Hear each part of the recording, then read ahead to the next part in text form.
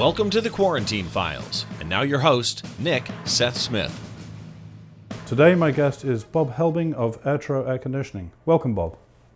Thank you, Nick. Glad you could join me today. Before we get into the meat of what I wanted to talk about, can you just tell me a little bit about the history of Air-Tro, about your history in the company, and maybe a little bit about your background? Sure. My dad founded Air-Tro in 1969. He had a degree in chemical engineering from Marquette University and worked in the chemicals fields for a while. Decided that he wanted to get his own business going, decided to get into air conditioning, moved the family out here to California, and started the business when I was 7 years old. Now, I didn't really want to be in the air conditioning business, so I went to college and I got my own degree in engineering from Caltech. I worked in aerospace for several years. I actually worked on missiles, ballistic missiles. I was a rocket scientist. So you really were a true rocket scientist. I really was a rocket scientist. And then good stuff happened. The Berlin Wall came down, world peace broke out, but we didn't need quite so many rocket scientists anymore. Right. So my dad told me he wanted to retire in 5 years and asked me if I'd like to run the company. And I said, sure. So he left here in 1994, and my brother Tony and I have been running it ever since. Good for you. Well, I know that you do great work, and certainly you're very well regarded, and you've done great work for me, so I'm happy. One of the things that you've talked about is your UV lights that you can put into the ducting in order to help kill bacterial and viral particles. Do you want to talk a little bit about that? Sure. The coronavirus, as everybody knows, is airborne. We are in the air conditioning business, so we move a lot of air. There was one key study done in China where a ductless air handler in a restaurant ended up transmitting the virus from one infected person to about half a dozen other diners in the restaurant. They were all in the same path of the airflow. It was a recirculating system. There were exhaust fans and fresh air intakes that were not open, and that contributed to the problem.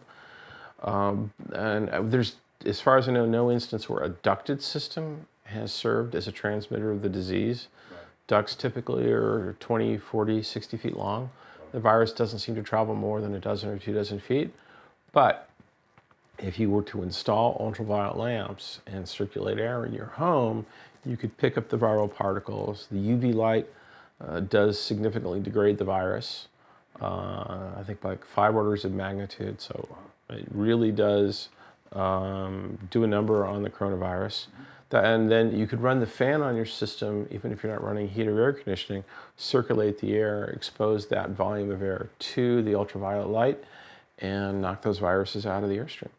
I take it these are very specific UV lights. It's not just the black light that you used to get in the 80s. No, this is UVC. It's a fairly high energy form of ultraviolet light. It's not one we see down here at the surface of the Earth. It's filtered out by the ozone layer higher up. We can't use this lamp any place where someone could see it or someone's kid could be exposed to it. It's mounted in the ductwork with safety shutoffs so that if somebody opens the access panel, the lamp shuts off so no one's exposed to UV lamps. Now, the genesis of this conversation was a talk that we had the other day, and you had some really, really interesting insights into the impact on businesses of the quarantine and so on, and specifically on the impact of the government loans. Can you just explain a little bit about what you were saying to me the other day, because that really piqued my interest. Well, sure. There have been several small business administration programs to try to help businesses that have experienced a downturn with the coronavirus. There have been loans, there have been forgivable loans, grants. All these are to help companies deal with the financial impact that resulted when the governor shut down most business in the state of California. The thing is that it's not just about the money. I know a lot of restaurants that never did delivery or takeout that started doing it once the governor closed the restaurants down. They're not making anywhere near enough money doing takeout and delivery to justify opening kitchens, bringing in staff, keeping product around, preparing the food. That is a whole bunch of work. Those businesses are structured to deal with 200 to 300 customers a night, and instead they're dealing with 20 or 30. Yeah. The owner is losing money. Why is he doing this? Well, a business is more than money. I would say that for a business, money is like the lifeblood. Right. It keeps you going. But you have other organs in your body you need functioning as well. You have a head, you have a heart, you have lungs, you have a stomach. A business has other elements besides just cash flow. You have staff, you have customers, you have suppliers. These are all relationships that businesses have developed for years and years of doing what they do.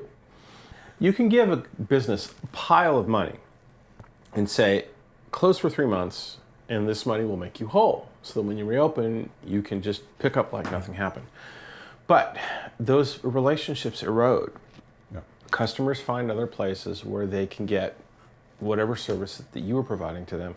Staff might drift away, they might find other employment, they may leave town.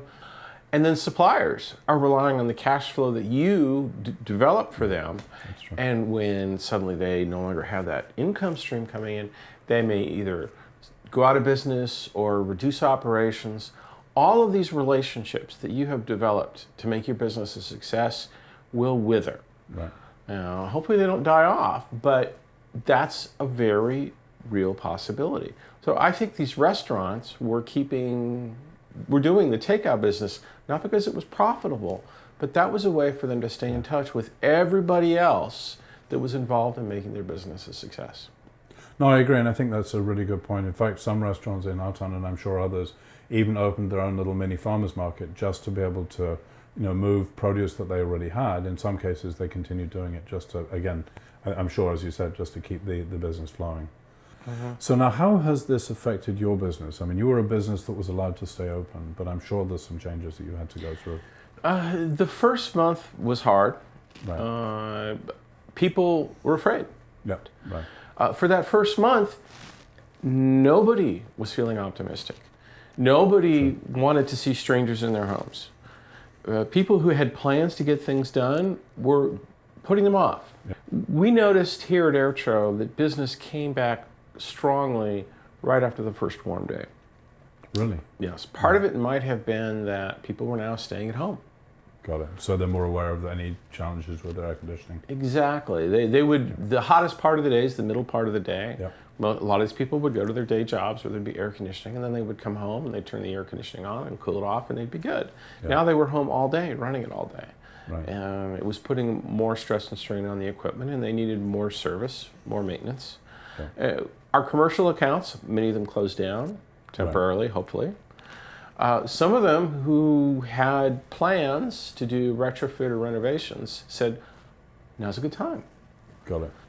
We were business as usual, and actually I would say that May was one of our best months, Mays ever in the history of the company. Wow. It came back that strongly. Good for you. Mm-hmm. And so how has that been for the morale of the company? Again, the fear was here too. Right. We did what we could to make them feel comfortable. We bought masks, we bought hand sanitizer, booties, and so on. Not only to make our staff feel good about going to homeowners' places of residence, to make homeowners feel good about letting them in. Absolutely.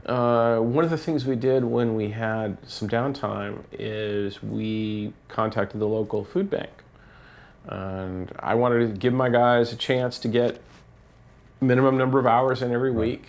So we offered to our staff and to the food bank, we would pay for our people to take our trucks to the food bank, pick up meals, and drive them around and deliver them. Good for you. Yes. Mm-hmm.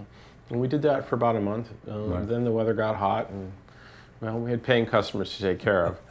Of course, yeah. But we helped them through that adjustment phase. Good for you. So as we wrap up then, how can people find Air-Tro, and what's the best way to contact you? Well, please visit our website, www.airtro.com. You can call us at 626-357-3535. We do handle residential and commercial HVAC equipment, repair, replacement, maintenance, system design. Anything you need that has to do with indoor air comfort or indoor air quality, Air-Tro can help you out. Thanks for watching The Quarantine Files. Please be sure to subscribe to the YouTube channel and hit the bell.